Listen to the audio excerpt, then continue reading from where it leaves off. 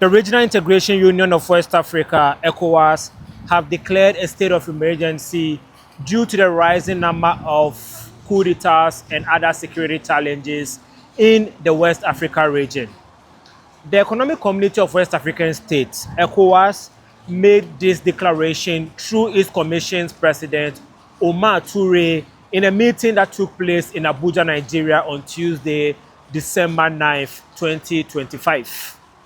So, this meeting was the Mediation and Security Council meeting that followed the coup d'etat that happened, the coup attempt that happened in Benin on Sunday, December 7th, 2025. This is a much needed development that West African countries need to take serious. And I'll explain to you why in this video. My name is Tony. I'm a Ghanaian writer who lives in the US. On this channel, I talk about geopolitics from the perspective of an African. So if that's something you are into, subscribe to this channel. Now, let's get right into it. Ibrahim Traoré's country of Burkina Faso have had 90,000 people from it fleeing to Ivory Coast in 2025 in search of greener pastures. Yeah, 90,000 Burkinabès are in Ivory Coast right now as we speak, seeking asylum. And 38,000 Burkinabès are in Mali as we speak right now, seeking asylum. Yes, all this happened in 2025. Which is interesting that they are in Mali because over 300,000 people from Mali are in other West African countries seeking asylum. And reports have found that 4 million people from Mali, Niger, Burkina Faso, Guinea, and other countries that have had coup d'etats in the last 5 years are in other West African countries seeking asylum. So, while countries like Mali, Niger, and Burkina Faso can say they are no longer members of ECOWAS, the members of ECOWAS are bearing the effects of their lawless coups and military actions. So yeah, you can talk about how much you are fighting the French power or whatever it is you are doing. If people who live in your country are not comfortable with you being their leader, maybe you are the problem and not them. You understand where I'm going with this? I'm saying this way because of this. Anytime I talk about the level of insecurity we are experiencing in West Africa due to the actions of Ibrahim Traoré and his cohorts in the Sahel region, people argue with me like, yeah, democracy is not the best form of government. I'll say this. Let me give you whenever I'm here talking, right, I get so emotional that sometimes the words be so much in my head. I need to simmer down and then flow. So this today, Tuesday, December 9th, the Parliament of Ghana did something that is so childish and lawless that I was disappointed to witness it.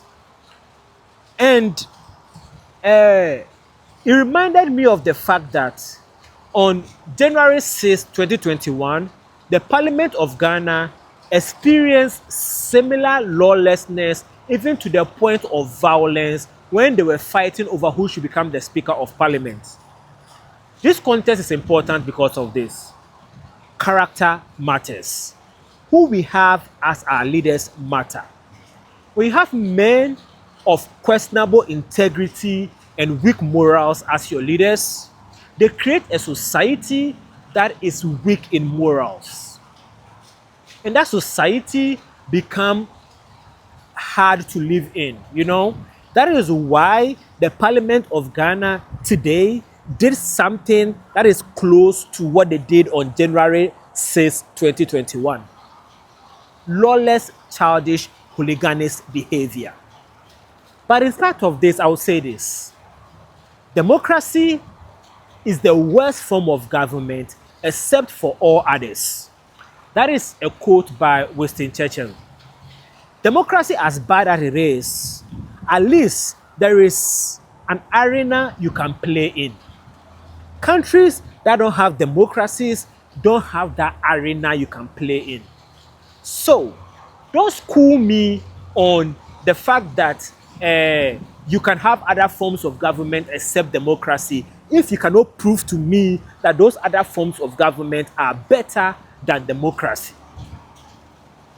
Yeah, I can question the leaders of Ghana because there is what we call acceptable behavior from them. So if they deviate from that acceptable behavior, I know what to say to them or about them.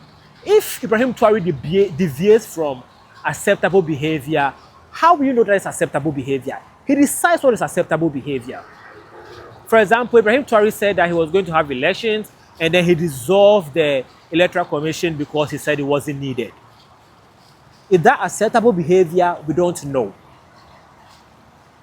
Right? Because there is no rules of engagement under that type of military rule. That is why I will keep beating the drum for democracy in West Africa. Let me even take this further and say this. Before 2020, every single country in West Africa had some form of democracy. Ghana and Cabo Verde are the only countries in West Africa that were fully democratic and free before 2020. However, every single country in West Africa had some form of civilian rule. But since 2020, there's been an increased number of coup d'etats. And the result of those coup d'etats is the fact that 4 million people are displaced in West Africa. 4 million people from 5 West African countries are in the other 10 West African countries seeking asylum. That number is a rise over 2/3 of what it was in 2020. There were people seeking asylum in other West African countries before 2020, but the number has risen over 2/3 in the last 5 years alone due to the increased number of military coup d'etats. And so we need to arrest this case. We need to get serious about our sovereignty as countries. We need to get serious about our stability as a sub-region. West Africa needs stability. You cannot have economic development without stability. No matter how loud or sound your calls for whatever your calls are, if you don't have stability, you can't achieve them. Countries that have monarchies have stability. Why? There is predictability. If you go to Eswatini, right, you know that a king is going to stay in power for as long as he's alive. There is some predictability. If you go to Qatar, you know that the ruling family will be in power for as long as they are in power because of what? Stability. You need predictability to have a country. Military rules do not offer predictability. I will not compare military rules to monarchy because monarchies are predictable. Military rules are not predictable. There have been 2 coup d'etats in Burkina Faso since 2022. There have been 2 coup d'etats in Mali since 2020. Is that predictable?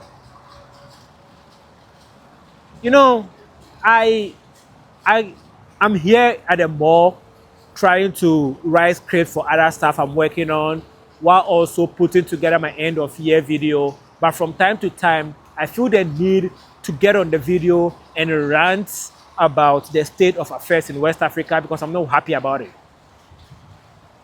Subscribe to my channel if you like geopolitics and my takes on geopolitical issues. All right, I'll talk to you later.